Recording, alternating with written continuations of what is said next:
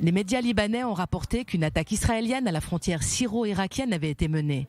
Un drone israélien aurait frappé des camions chargés d'armes et des camions-citernes dans la région frontalière de Bou Kamal.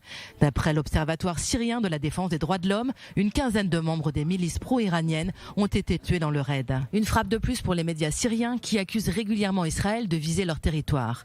Le mois dernier, la Syrie avait déjà rapporté que des avions de l'armée de l'air israélienne avaient attaqué des cargaisons d'armes iraniennes à Damas et dans le sud de la Syrie.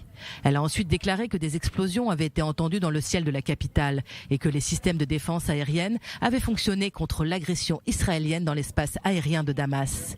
D'autres frappes israéliennes ont eu pour cible l'aéroport d'Alep en août et en septembre. Selon l'OSDH, l'État hébreu a jusqu'à présent mené 28 raids en Syrie en 2022, ayant provoqué la destruction de 81 cibles et la mort de 62 personnels militaires.